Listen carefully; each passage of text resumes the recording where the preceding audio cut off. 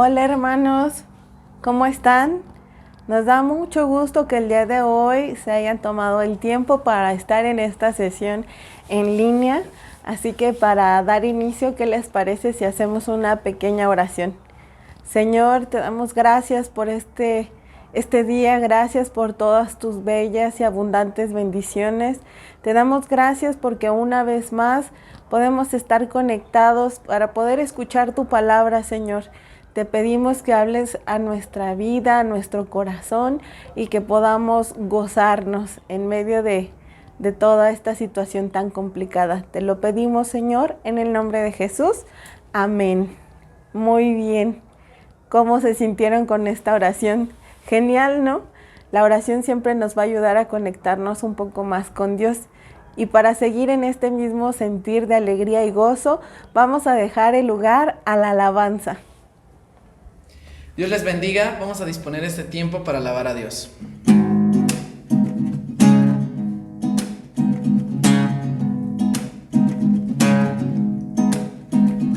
Soy nueva criatura, lo declara la Escritura. Él me ha perdonado, con su sangre me ha lavado. Todos mis pecados por su sangre son borrados. Libre soy del pecado. Soy nueva criatura, lo declara la Escritura. Él me ha perdonado, con su sangre me ha lavado. Todos mis pecados con su sangre son borrados. Libre soy del pecado, libre del pecado y la maldad. Soy libre, Él ha roto mis cadenas. Libre, libre para dar mi vida al que me salvó. Libre del pecado y la maldad. Soy libre, Él ha roto mis cadenas. Libre, libre para dar mi vida al que me salvó. Soy nueva criatura, lo declara la Escritura. Él me ha perdonado, con su sangre me ha lavado. Todos mis pecados con su sangre son borrados. Libre soy del pecado. Soy nueva criatura, lo declara la Escritura. Él me ha perdonado, con su sangre me ha lavado.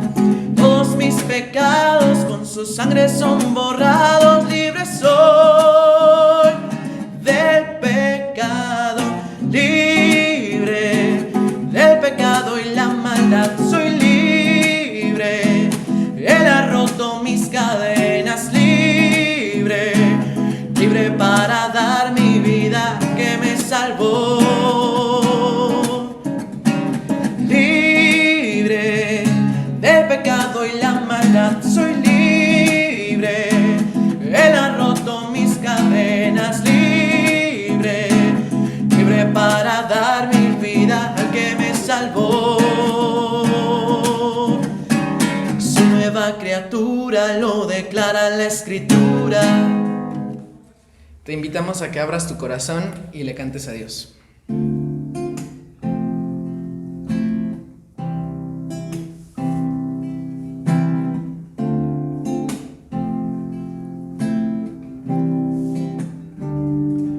Alguien dijo nada hay nuevo bajo el sol.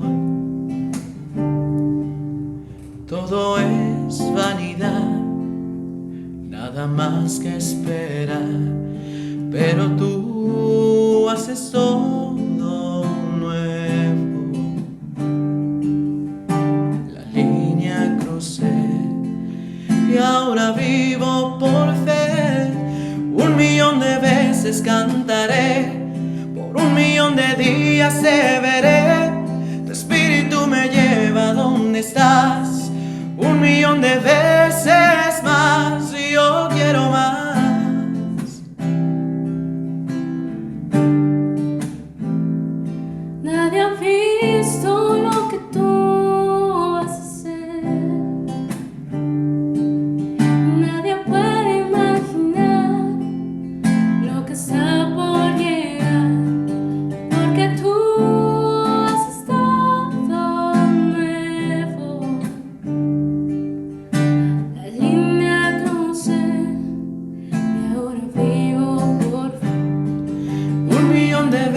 veces cantaré, por 1.000.000 de días te veré. Tu espíritu me lleva a donde estás, 1.000.000 de veces más. 1.000.000 de veces cantaré, por 1.000.000 de días te veré. Tu espíritu me lleva a donde estás, 1.000.000 de veces más. Yo quiero más.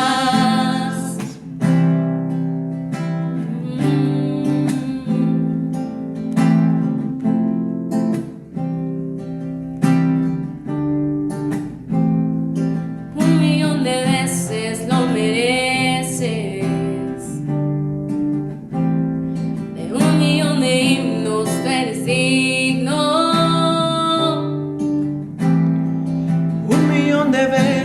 tú lo mereces. De 1.000.000 de himnos tú eres digno. 1.000.000 de veces lo mereces. De 1.000.000 de himnos tú eres digno. 1.000.000 de veces cantaré, 1.000.000 de días te veré. Tu espíritu me lleva a donde estás, 1.000.000 de veces más. 1.000.000 de veces cantaré, por 1.000.000 de días te veré. Tu espíritu me lleva a donde estás, 1.000.000 de veces más. Yo quiero más.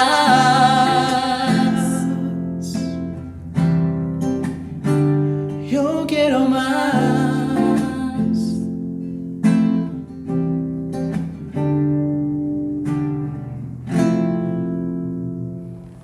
Nos hemos gozado juntos con esta bella alabanza y vamos a dejar el lugar a un tiempo no menos importante. Vamos a dejar este lugar a la palabra de Dios y nos vamos a gozar con lo que Él tiene para nosotros. Dejo el lugar para nuestro pastor Miguel Ángel Olivera. Hola a todos, que el Señor les bendiga. Es un gusto podernos conectar juntos a través de este medio. Qué bueno que has dispuesto tu corazón para estar reunidos como familia para adorar a Dios. Les extrañamos en casa y de hecho si tienes la posibilidad de acompañarnos en las reuniones presenciales, te invitamos. Vamos a continuar con estos temas que hemos estado teniendo como iglesia en las últimas semanas sobre la escatología o los eventos futuros. Déjame decirte que no lo hacemos para espantarte o para que te sientas preocupado. Lo hacemos para que tomemos conciencia de que el regreso de nuestro Señor Jesucristo está cerca y que podamos vivir de una manera digna, ¿no? Que el Señor nos encuentre preparados como miembros de esta iglesia Ministerios Betel. Así es que esa es la intención. El tema de hoy, en esta misma línea, es el anticristo. Vamos a estar respondiendo algunas preguntas interesantes para conocer más acerca de este personaje. Vamos a basarnos en 2 de Tesalonicenses, capítulo 2, versículos 1 al 12. Esa será nuestra base bíblica. Creo que es un pasaje donde encontramos la descripción más detallada y concreta de quién es y qué hará este personaje. Así es que si tienes Biblia, acompáñame. Dice la palabra del Señor así: amados hermanos, aclaremos algunos aspectos sobre la venida de nuestro Señor Jesucristo. No se dejen perturbar ni se alarmen tan fácilmente por los que dicen que el día del Señor ya comenzó. No les crean ni siquiera si afirman haber tenido una visión espiritual, una revelación o haber recibido una carta de nosotros. No se dejen engañar por lo que dicen, pues aquel día no vendrá hasta que haya una gran rebelión contra Dios y se dé a conocer el hombre de anarquía, aquel que trae destrucción. Se exaltará a sí mismo y se opondrá a todo lo que la gente llame Dios y a cada objeto de culto. Incluso se sentará en el templo de Dios y afirmará que Él mismo es Dios. ¿No se acuerdan de que yo les mencioné todo esto cuando estuve con ustedes? Y ustedes saben qué es lo que lo detiene, porque solo puede darse a conocer cuando le llegue su momento, pues esa anarquía ya está en marcha en forma secreta y permanecerá secreta hasta que el que la detiene se quite de en medio. Entonces el hombre de anarquía será dado a conocer, pero el Señor Jesús lo matará con el soplo de su boca y lo destruirá con el esplendor de su venida. Ese hombre vendrá a ser la obra de Satanás con poder, señales y milagros falsos. Se valdrá de toda clase de mentiras malignas para engañar a los que van rumbo a la destrucción, porque se niegan a amar y aceptar la verdad que los salvaría. Por lo tanto, Dios hará que ellos sean engañados en gran manera, creerán esas mentiras. Entonces serán condenados por deleitarse en la maldad en lugar de creer en la verdad. Vamos a poner este tiempo en manos de Dios. Señor, gracias porque estamos estudiando tu palabra. Hemos apartado este tiempo para aprender lo que tú tienes que hablar a nuestros corazones. Yo te pido que nos prepara el corazón de cada persona que esté escuchando este mensaje y que seas tú, Espíritu Santo, dejando el rema correcto en cada corazón. Que esta palabra nos sirva de advertencia, que nos alerte, que nos confronte para vivir de una manera digna esperando tu regreso. En el nombre de Jesús, amén. Bueno, empezamos con la primera pregunta entonces. ¿Qué es el anticristo?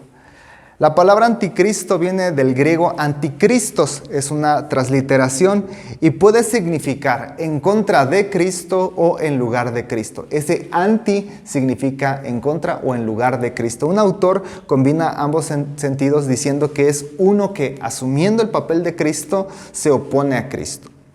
Esta palabra anticristo solamente la encontramos en la primera y segunda carta del apóstol Juan, pero la idea está también presente en Daniel capítulo 7, segunda de Tesalonicenses 2, Apocalipsis 13, entre otros pasajes. Este anticristo es importante que entendamos que no es un poder abstracto, no es una metáfora del mal, sino que es una persona, un ser humano, como lo deja claro el apóstol Pablo en el pasaje que nosotros leímos, porque este hombre de iniquidad, hombre de pecado, será alguien que se opone, que se exalta, alguien orgulloso, que proclama ser Dios, que puede ser matado. Además, al ser alguien que está en contra de o que quiere tomar el lugar de Cristo, recordemos que Jesús fue completamente humano. Entonces, haciendo esa copia pirata, podríamos decir, de Cristo, entonces el anticristo será también una persona, pero es una persona escatológica, es decir, es una persona que vendrá al final de los tiempos. Se manifestará al final de los tiempos, es la encarnación misma del mal y la rebelión. Es un activo transgresor que se opone, que se rebela contra Cristo.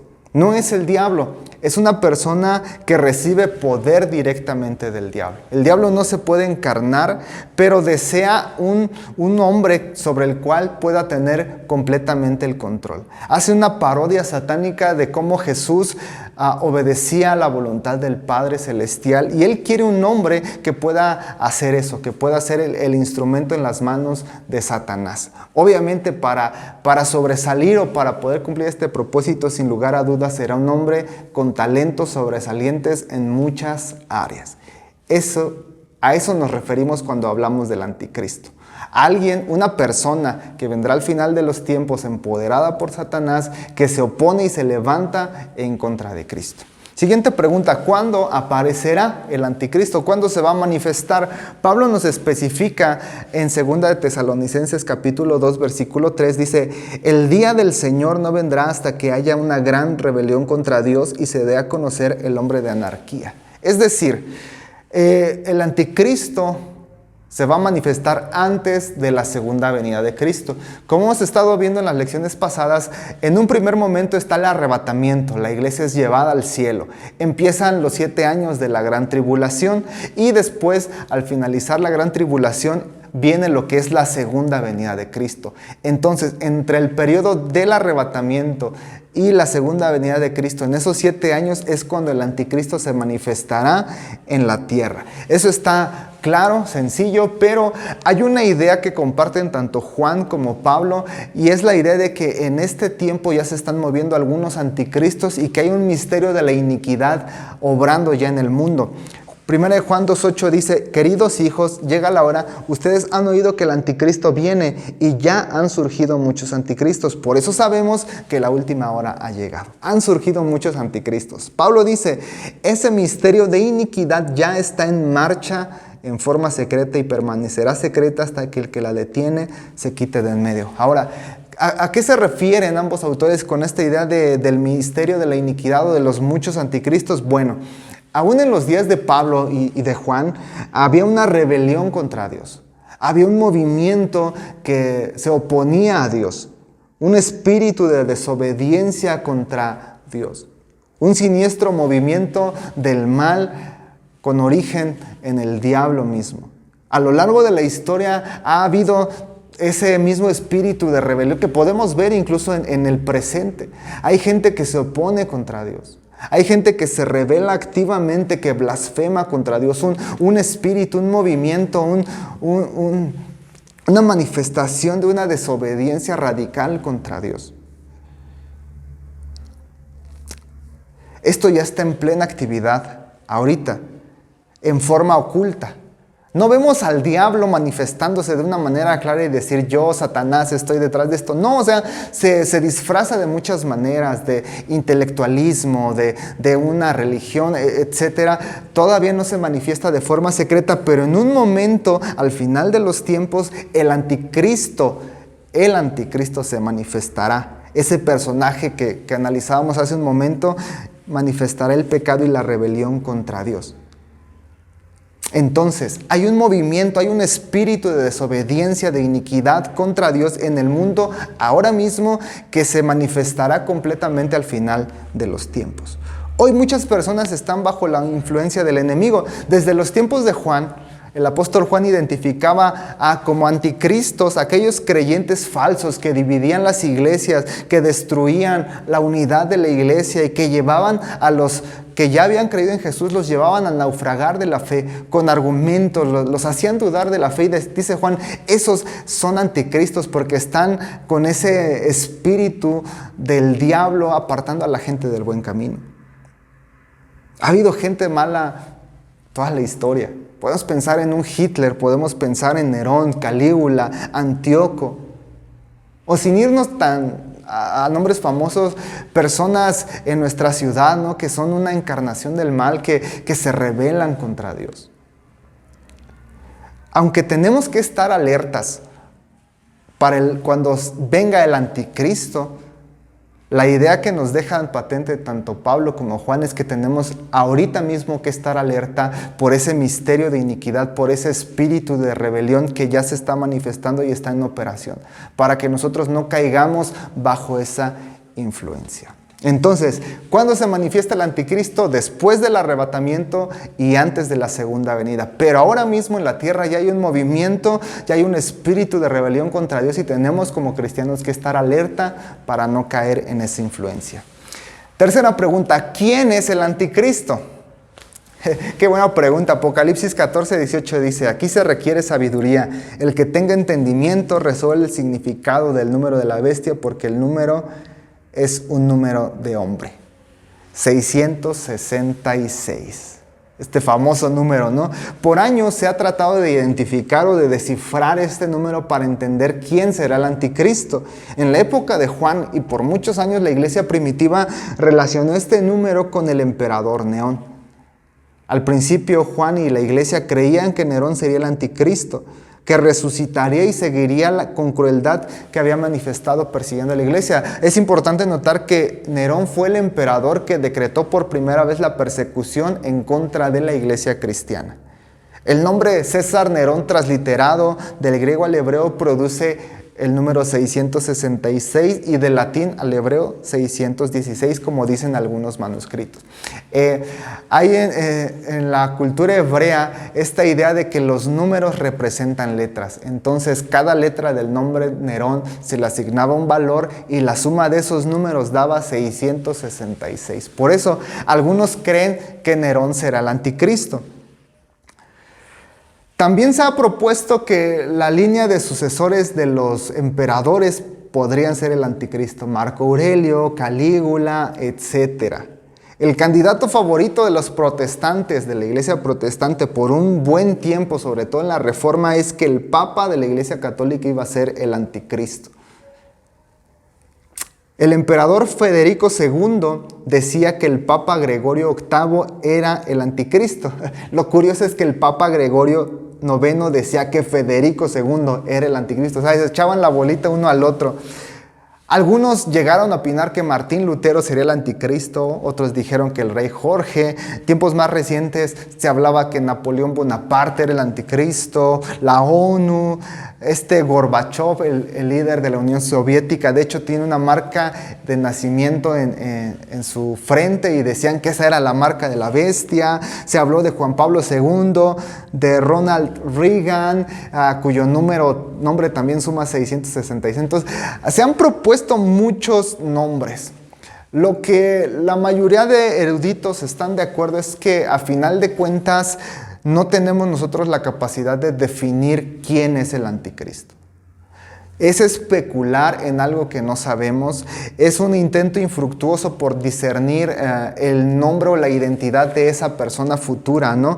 Entonces, creo que debemos ser sabios al respecto y no caer en ese afán de descubrir quién es, cuál es el nombre, la ubicación y la nacionalidad del anticristo. No, la Biblia no lo revela de una manera tan clara. Incluso San Agustín decía, refiriéndose a este pasaje que leíamos de Apocalipsis, quizás Juan y algunos tenían una noción más clara de quién podría ser el anticristo, pero eso no quedó escrito en la palabra de Dios por algo. Entonces solamente es como un llamado de atención. Presta atención y entiende que vendrá un ser que se manifestará. Lo que sí sabemos a grandes rasgos sobre quién será el anticristo es que lo más seguro es que sea un líder político y económico. Posiblemente sea judío, porque si no el pueblo de Israel no lo seguiría como líder y mucho menos lo reconocería. Y se presentará como una persona idónea, pacífica, para llevar a la tierra hacia el lugar de bienestar que todos quisiéramos. Esas son algunas cosas que podemos saber acerca del anticristo. Siguiente pregunta ahora sí, ¿qué hará el anticristo? ¿Qué cosas va a hacer cuando se encarne y se manifieste el anticristo? Bueno, basándonos en 2 de Tesalonicenses y Apocalipsis 13, podemos ver algunas cosas. Primero, va a ser un líder político, económico, global. Va a tener autoridad y poder. Se va a presentar a sí mismo como el líder que trae paz y orden mundial. Y déjame decirte que lo va a lograr. Sus políticas, su carisma, su manera de ser, sus ideas, sus filosofías van a lograr que el mundo entre en un periodo de paz como quizás nunca hemos visto. Se va a presentar como un hombre de bien, como el líder perfecto. Pero cuando llegue el tiempo, a la mitad de la gran tribulación, va a descubrir su verdadera identidad, va a descubrir su verdadero carácter y entonces va a ser el más terrible dictador que la humanidad ha conocido. Va a ser cruel, sanguinario, sádico, violento. Segundo, se opondrá a todo lo que se llama a Dios. 2 de Tesalonicenses 3:4. Se va a levantar entonces con furia, con un odio atroz contra Dios, en una rebelión abierta, activa. Y de hecho, no solamente contra el Dios de los cristianos, sino dice el pasaje, contra todo lo que se llama Dios. Va a desvirtuar las otras religiones, va a profanar lugares sagrados, templos sagrados, va a hacer que la gente piense que la religión es una falacia, toda religión. Entonces va a levantarse activamente contra Dios y va a blasfemar contra Dios. Apocalipsis 13:6. Arrogante en ese poder y autoridad que le va a ser dado por Satanás, la bestia va a utilizar los medios de comunicación para difundir la mentira a través de redes sociales, a través de televisión o de lo que haya en ese tiempo, porque no sabemos cuánto tiempo falte. A través de muchos medios, este anticristo va a subvertir la justicia, va a enseñar falsas doctrinas, va a injuriar el nombre de Dios y de Cristo. Se va a burlar de una manera clara, de una manera directa de la fe cristiana. Pero no solo eso, sino también se sentará en el templo y se hará pasar por Dios. Esto está interesante porque no reconoce a ningún otro Dios. Se burla de los dioses, se burla de lo sagrado, pero cuando se quita esa careta, entonces se va a proclamar a sí mismo como Dios. Y al proclamarse como Dios se va a sentar en el templo. Algunos entienden esto como que en ese periodo, cuando se manifieste el anticristo, ya va a estar reconstruido el templo de Jerusalén. Y se va a sentar en el templo judío en Jerusalén reclamando la autoridad y la adoración. Algunos otros entienden que puede ser una metáfora como para que tome liderazgo en la ciudad de Jerusalén, la ciudad del gran rey, o incluso que intente tomar el trono o la autoridad de la iglesia cristiana. Con este acto él está declarando públicamente: yo soy Dios. Es interesante que en esta reclamación de divinidad, Satanás está imitando la Trinidad. El Apocalipsis capítulo 13 nos muestra que está Satanás, está la bestia del mar que representa al anticristo y está la bestia de la tierra que representa el falso profeta. Entonces, con esta parodia de la Trinidad, él va a reclamarse a sí mismo como Dios. Va a hacer guerra contra los santos, Apocalipsis 13:7, de una manera concreta, va a guerrear contra el pueblo de Dios, los va a atacar, los va a perseguir de una manera brutal y va a ser un momento crítico porque va a parecer que el enemigo está ganando. Tendrá autoridad sobre toda la tierra. Apocalipsis 13:7. En los planes de Dios, por un momento, este anticristo va a tener poder sobre toda lengua, pueblo, tribu y nación, como dice el pasaje. Su alcance va a ser más grande que el que tenía el imperio romano del tiempo de Juan. Va a tener una influencia global, va a tener poder y autoridad como ningún ser humano quizás ha tenido antes en la historia de la humanidad. Hará la obra de Satanás con señales y milagros mentirosos. Es interesante, ¿no? Porque la gente se va creyendo tras él porque habrá una manifestación real de milagros, prodigios, sanidades, maravillas, cosas sobrenaturales en nombre de esa bestia, en nombre de ese falso profeta. De hecho, Pablo dice, y es interesante, que va a haber señales y manifestaciones. Va a haber poder, dunamis, va a haber señales, semeía, y va a haber maravillas, terata. Estas tres palabras denotaban las obras que Jesucristo, nuestro Señor, hizo cuando estuvo aquí en la tierra. El anticristo va a hacer esas mismas obras, pero por el poder de Satanás. Tal como Jesús lo predijo en Mateo 24:24. Que iba a haber alguien que haría prodigios y señales engañosos y mentirosos. Y obviamente a través de todo esto va a engañar a las personas que no creen. 2 de Tesalonicenses 3:10. Cuando la gente vea todo esto, voluntariamente van a rendir su vida a ese anticristo. Van a dejarse sellar, van a dejarse marcar, van a apoyar ese régimen, van a apoyar ese liderazgo, van a adorar esa bestia porque están siendo engañados por todo lo que hay, unos señales, milagros, paz mundial como nunca. Y esa gente que no conoce a Dios, esa gente que endureció su corazón hacia Jesús, van a ser engañados por el anticristo. Pablo es bien claro al decir que el efecto engañador va a ser solamente a los incrédulos, a los no creyentes. El pueblo de Dios, los judíos en ese momento, el pueblo de Dios, los que se quedaron, y yo espero que ninguno de los que estamos viendo este mensaje nos quedemos, sino que estemos en el cielo con el Señor. Los creyentes van a sufrir mucho porque el anticristo matará a los que no le adoran.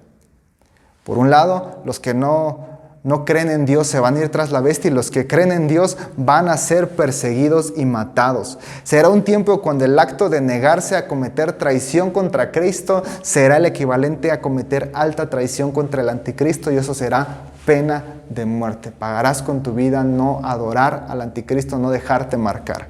Este anticristo también va a controlar el sistema económico. Apocalipsis 13:17. No se va a poder comprar ni vender sin esa marca. No vas a poder comprar ni vender si no es evidente que estás bajo la autoridad y que has rendido tu voluntad al anticristo. Va a interrumpir entonces el suministro y va a causar hambrunas a todos aquellos que no creen en él. Va a poner la marca en la frente y en la mano de las personas. Es un cuadro, la verdad, muy complicado, muy difícil. Este anticristo va a traer una época de bienestar al principio, de paz, pero después va a desatar una persecución, una blasfemia, un ataque frontal contra Dios de una manera muy fuerte. Ahora, ¿cómo termina el anticristo? Porque ante este cuadro complicado, viendo cómo el poder satánico está avanzando imparable y saliendo victorioso un montón de lados, uno puede llenarse de temor, ¿no? Uno puede sentirse preocupado, pero Pablo escribe este pasaje en un contexto de esperanza. En el versículo 8 del capítulo 2 que estamos leyendo dice: entonces el hombre de anarquía será dado a conocer, pero el Señor Jesús lo matará con el soplo de su boca y lo destruirá con el esplendor de su venida. Satanás va a ir ganando, el anticristo va a ir ganando hasta que Jesús interviene. Y cuando nuestro Señor Jesús intervenga, No va a haber un prolongado conflicto. No va a ser como en el boxeo de un golpe uno, un golpe otro, gana un round uno, gana Satanás otro round. No van a estar... No, cuando Jesús aparece, el asunto va a ser finiquitado por nocaut. En un segundo, Jesús va a derrotar al anticristo.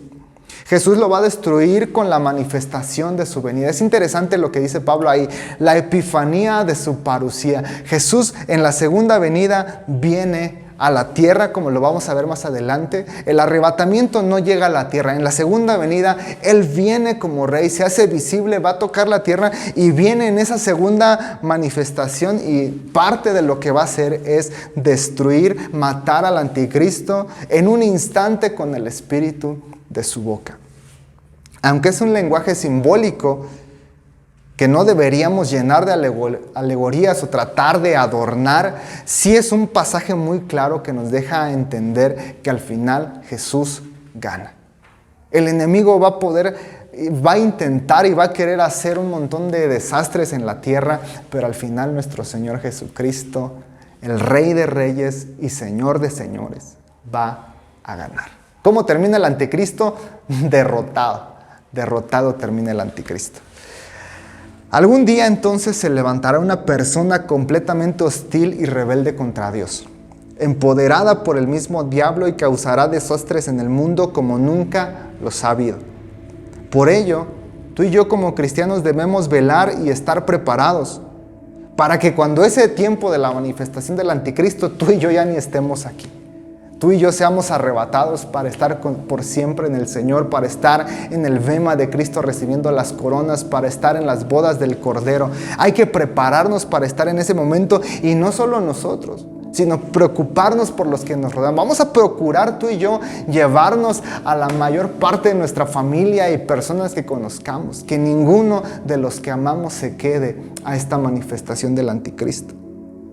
Este tema también nos lleva a reflexionar en el hecho de que actualmente en el mundo hay un misterio de iniquidad. Lo podemos ver en muchas maneras: ateísmo, estas cuestiones de aborto donde se están matando a los bebés. Hay tantos temas que podemos ver claramente que hay un misterio de iniquidad obrando actualmente, y tú y yo tenemos que estar preparados para no dejarnos influenciar en ese movimiento de iniquidad.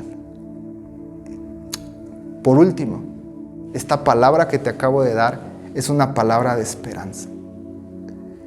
En medio de los conflictos que vemos en el mundo, en medio de las dificultades, en medio de gobernantes tan malos que acceden al poder, guerras, hambres, en medio de todos estos misterios de iniquidad moviéndose en el mundo, tú y yo podemos sentirnos perturbados en nuestra paz. Vemos surgir ideologías, gobiernos, movimientos contrarios a Dios, cosas que están lastimando nuestra sociedad.